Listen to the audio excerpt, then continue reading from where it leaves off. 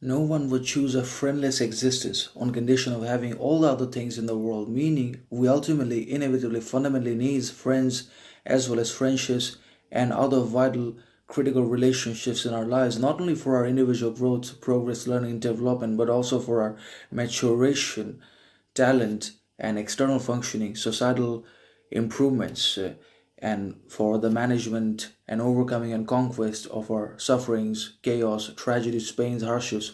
We need friends and friendships and relationships of fundamental, critical, vital importance in our lives in one way or another, because we may be in possession of a lot of goods, successes, and possessions, fortunes, and fame in the world, but if we do not have people to celebrate it with, if we do not have people in our surroundings to enjoy ourselves with, then everything else essentially loses its meaning, significance, or worth, whatever you want to call it. Everything automatically becomes that is a possession, worthless, meaningless, aimless, when there is no one around us, when there is no people to share that with, when there is no one to appreciate it, recognize it, approve of it.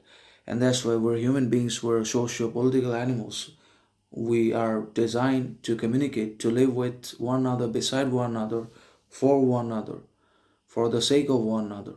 That's what makes us human beings and socio-political animals. We're by design or destined to live beside and alongside one another, if not necessarily in a society. Society is a human construct. Society is manufactured and engineered.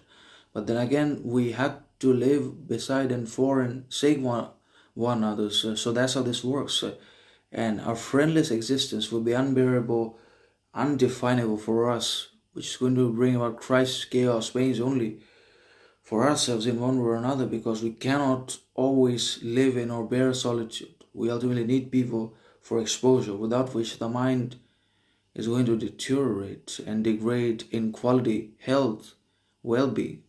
So we need exposure as physical, biological organisms. We need exposure because we're living organisms.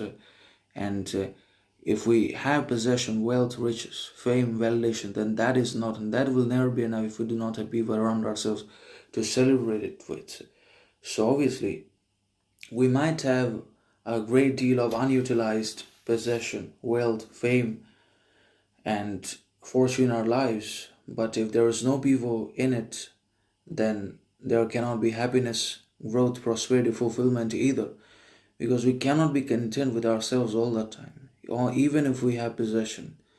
On the base of possession, wealth, fame, validation, we're going to become futile ultimately, without friends, without